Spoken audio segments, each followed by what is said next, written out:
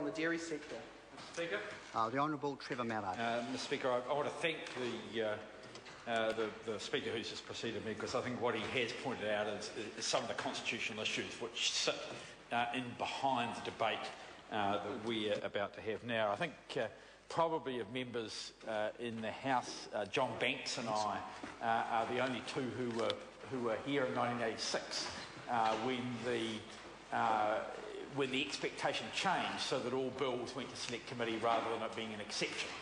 And that was, I think, part of a set of reforms at the time which recognised the fact that we were a unicameral parliament, that some of the checks and balances didn't exist, and there was a view that unless something was really urgent, it should go to a select committee. And at that stage, I don't think we had a time limit. Basically, you went to the committee and the committee did its business, and it, generally on average took about 6 months, but there was not a requirement to send it back within that time.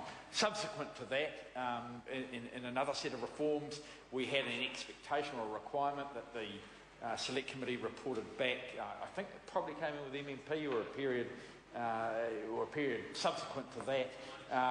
The 6-month rule that if the committee hadn't dealt with it, it would effectively stand referred back.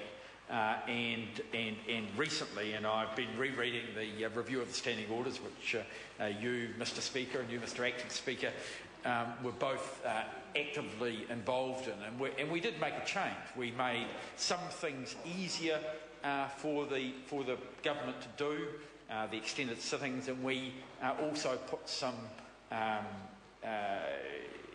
restrictions on the government. And one of the restrictions that we put on was that if a bill is going off to a select committee for a period under 4 months, then it would be a debatable motion, because what we hoped through doing the extended sittings and that sort of arrangement was to reduce the amount of urgency and to have Parliament debating the things in the select committees and in the House which were important and which were really debatable. And I think it's fair to say that whatever one's point of view, there's not much doubt that there are parts of this legislation which are debatable and will need a full and proper select committee examination.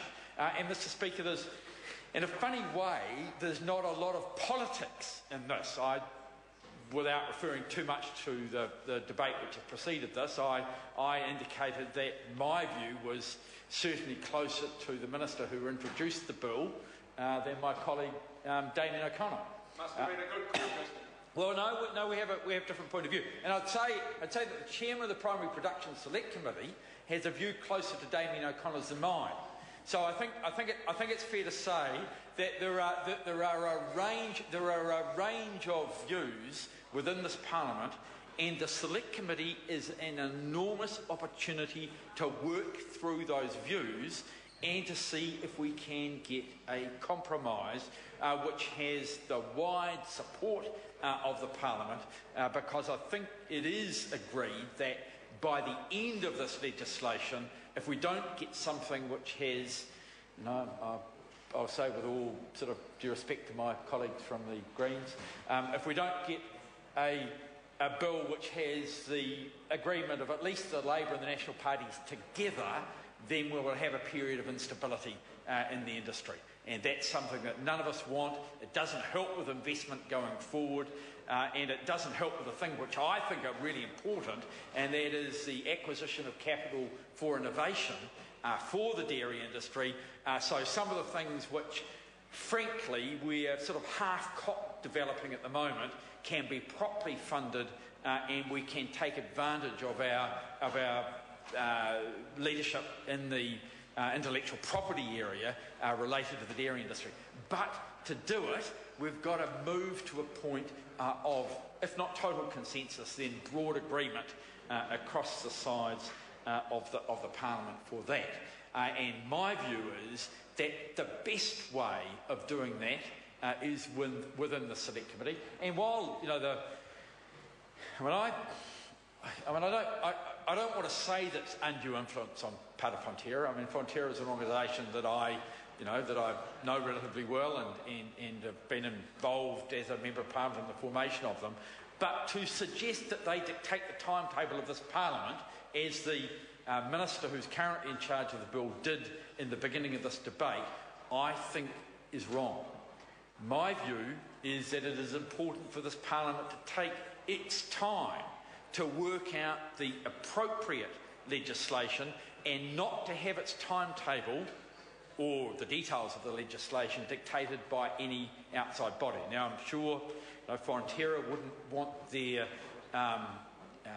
request to the government to be characterised as dictatorial, but I think in the way that the member moved this motion, he at least gave that impression, and I think that doesn't behove well on him, and it doesn't behove well on other government members.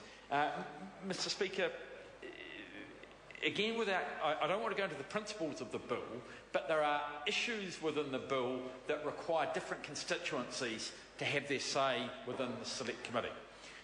There's no doubt that around the price setting, the situation of the farm gate price setting arrangements, there will be a lot of debate amongst farmers, and I hope that the Select Committee will want to go from, not every village, and they mightn't even want to meet in Auckland, but I hope that they will work their way around the country, sitting in dairy areas and getting the views of the local dairy farmers and local federated farmers, the dairy sections, and farmers more generally, Mr. Speaker, because I think there are some principles involved in this bill which are important as far as the farming industry generally going forward is concerned. But what I'm saying for that to happen is that you need to have a proper period of notice to the Select Committee, normally 6 weeks, for things to appear in the paper. I think we're just about at the point, Mr. Speaker, now where the Office of the Clerk is prepared to support electronic advertising, getting onto the farmers' Facebook pages and various arrangements like that, so that we can encourage them to make submissions and as farmers like to do, to turn up and to make those submissions in person, possibly in carefully arranged times. In fact, it would probably fit fairly well in a number of areas for the Select Committee, Mr. Speaker, for the Select Committee to fly in. Farmers could come in after morning milking. Although, if we're looking at the period now, there might be a few cows that are dry. Are they drying off now? In some areas, they're beginning to dry off, and they might be on once a day milking in some areas. But what I'm saying, Mr. Speaker, and you'll be much more cognisant of this than I am, being the member for a rural area, Mr. Speaker, the farmers will want to come in and they want to have their say. But, Mr. Speaker, one of the anxieties that some of us have about the bill is that, in fact, many of the people who are going to benefit from this are not New Zealand residents. It is one of the debating points for the bill, and one of the questions I've got is whether there is any plan for the Select Committee, for example, to sit in Shanghai.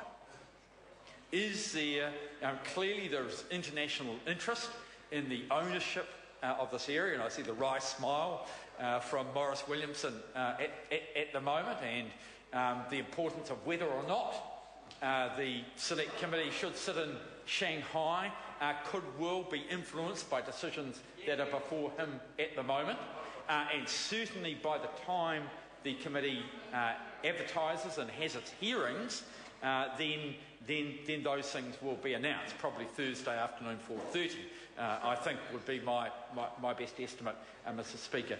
But the point that I am making is that people who own New Zealand farms and live in Shanghai, people who have an interest in the New York Stock Exchange, where the units could well be listed, those people, London, New York, they could well have an interest in making submissions to the Select Committee. Now, it may be that these will be done by video conference, but the people will not be familiar with our way of doing things in New Zealand at Select Committees. In fact, London and New York, of course, neither of them have a unicameral system, nor do the Europeans, and people who might be interested in doing the investment will be interested in going to the select committee. That's why I think 6 months is a minimum.